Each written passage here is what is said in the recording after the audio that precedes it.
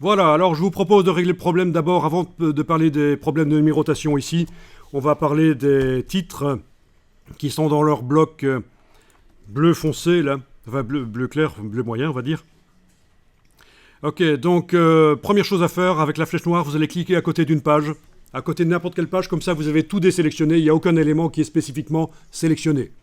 Ensuite, on va aller chercher la palette des styles d'objets et on va télécommander les modifications au départ du style. Donc vous avez cliqué à côté de la page, rien n'est sélectionné, vous allez dans le menu Fenêtre, Style, Style d'objet. Fenêtre, Style, Style d'objet.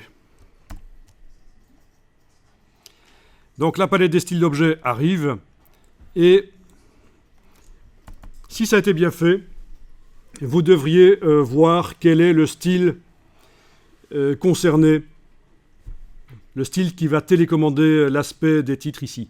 Sinon, bon là je le vois parce que titre en début de page, ben, c'est forcément ça. Sinon il suffit de cliquer sur le bloc et le style utilisé par ce bloc va se mettre en surbrillance. Vous voyez? Si je clique sur un autre bloc, il n'y a pas de style en surbrillance, sauf sans style.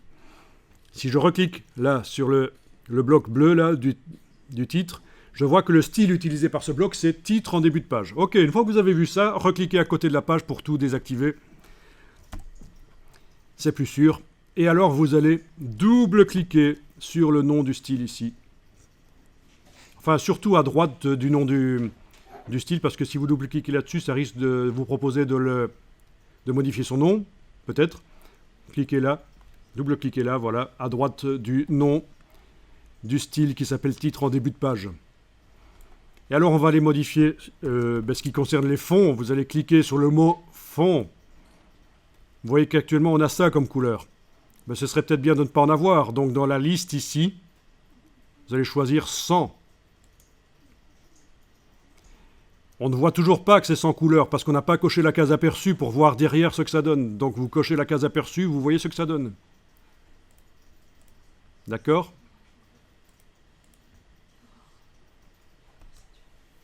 Voilà, voilà.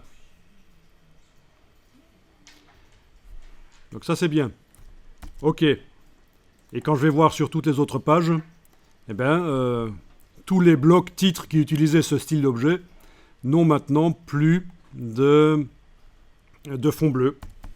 Donc ça, c'est intéressant. Ça veut dire que vous pouvez faire des tests. Quand vous faites une mise en page, vous pouvez comme ça prévoir des choses et puis après faire des tests. Tiens, qu'est-ce que ça donne si à la place du bleu, je mets du rose? Tiens, qu'est-ce que ça donne si je ne mets pas de couleur? Vous pouvez comme ça rapidement voir tout un document se modifier grâce au style. Ben, c'est le principe. Hein. Mais dans Word, vous connaissiez déjà sans doute les styles de paragraphe. Peut-être les styles de caractères qui permettent de modifier l'aspect d'un mot dans un paragraphe. Mais là, vous avez aussi les styles d'objets ici.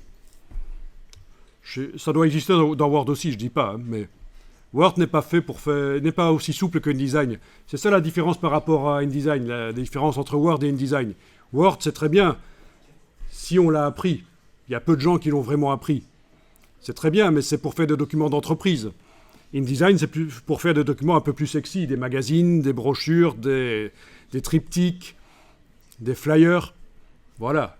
Et au niveau du positionnement des éléments, c'est beaucoup plus souple. On peut faire un peu ce qu'on veut. Tant que ça reste lisible, hein, mais ça, c'est un autre problème. Mais je veux dire, techniquement, on peut faire ce qu'on veut.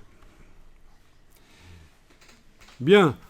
Eh bien, on va peut-être enregistrer le document sous un nouveau nom. Donc, vous allez dans Fichier, Enregistrer sous.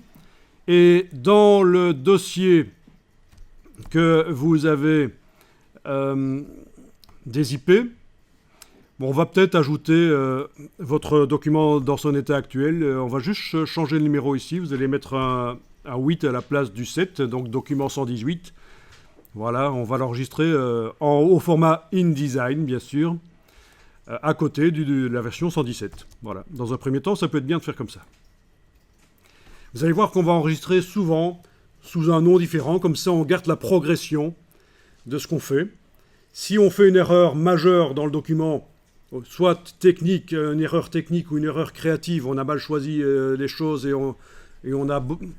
c'est difficile de revenir en arrière, il nous restera toujours la version d'avant du document. C'est ça l'intérêt.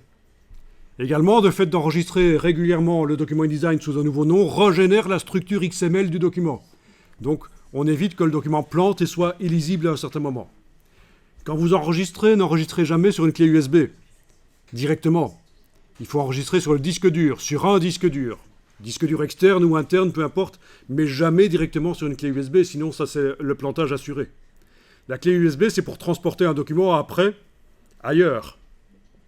Vous n'enregistrez jamais d'un logiciel, que ce soit Illustrator, Photoshop, InDesign ou un autre logiciel, directement sur la clé USB. Vous allez avoir de très mauvaises surprises. Quoique, si ça vous amuse de doubler votre première année, ça peut être une très bonne surprise. Vous serez comblé. Mais sinon, ça m'étonnerait que ce soit le but.